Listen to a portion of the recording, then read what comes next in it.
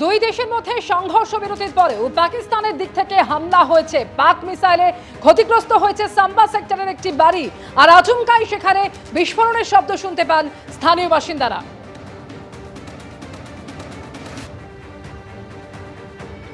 ভারত পাকিস্তানের সংঘর্ষ বিরতির মাঝখানেই ফের পাকিস্তানের দিক থেকে ড্রোন ভারতের জমিতে ঢোকার অভিযোগ। ভারতের আকাশসীমায় সেই সমস্ত ড্রোনকে একেবারে ভেঙে গুড়িয়ে দেওয়া হয় এয়ার ডিফেন্স সিস্টেমের দ্বারা। একদম এই ঘটনাটি ঘটেছে গতকাল সন্ধেবেলা। প্রধানমন্ত্রীর ভাষণ শেষ হওয়ার ঠিক পরপর স্থানীয় মানুষদের অভিজ্ঞতা, সাম্বার আরিহান বলে একটি জায়গা রয়েছে, সেই ভারত পাকিস্তান যে আন্তর্জাতিক বর্ডার তার একদম কাছে আকাশে 5 থেকে 6টি ড্রোন ঢুকে পড়ে এবং সেই ড্রোনগুলিকে নিষ্ক্রিয় করার পরে ড্রোনের কিছু অংশ সেটা স্থানীয় যে গ্রাম রয়েছে সেই গ্রামে আছড়ে পড়ে। আমরা দেখতে পাচ্ছি সেই স্প্লিন্টার ইঞ্জুরি দেয়ালে 1 2 3 4 5 6 7 8 9 10 এরকম অসংখ্য স্প্লিন্টার ইঞ্জুরি গোটা দেওয়াল জুড়ে রয়েছে। আমরা দেখতে পাচ্ছি যে ছাদের দেওয়াল, তার পাশাপাশি যে সিঁড়ির দেওয়াল, সেখানেও কিন্তু এই স্প্লিন্টার ইঞ্জুরিগুলো পরপর রয়েছে। ছাদের মাঝখানে একদম বাড়ির একদম ছাদের মাঝখানে একটি গভীর একটা গর্ত হয়ে গিয়েছে।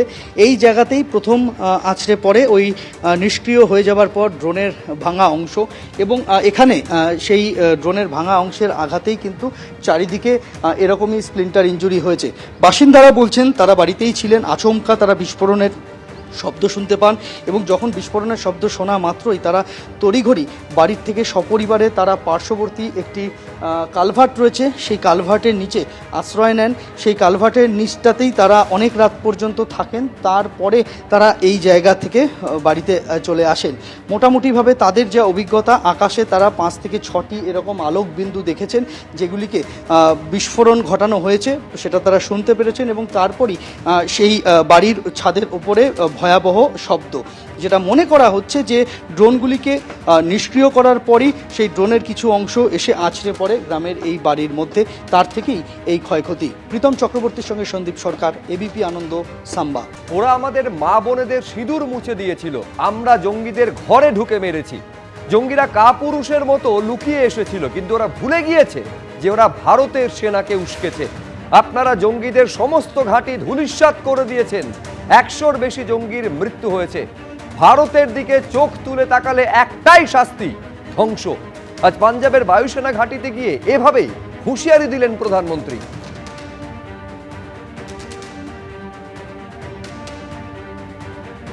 जब हमारी बहनों बेटियों का सिंदूर छीना गया तो हमने आतंकियों के फन को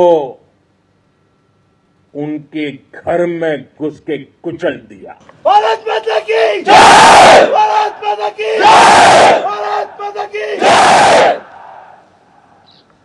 वो कायरों की तरह छिप कर आए थे, लेकिन भूल गए उन्होंने जिसे ललकारा है वो हिंद की सेना है। आपने उन्हें सामने से हमला करके मारा। आपने आतंक के तमाम बड़े अड्डों को मिट्टी में मिला दिया। 9 आतंकी ठिकाने बर्बाद हुए। 100 से ज्यादा आतंकियों की मौत हुई। आतंक के आकाओं को अब समझ आ गया है भारत की ओर नजर उठाने का एक ही अंजाम होगा, तबाही। आपने पाकिस्तानी फौज को भी बता दिया है पाकिस्तान में ऐसा कोई ठिकाना नहीं है जहां बैठकर आतंकवादी चैन की सांस ले सके। हम घर में घुसकर मारेंगे।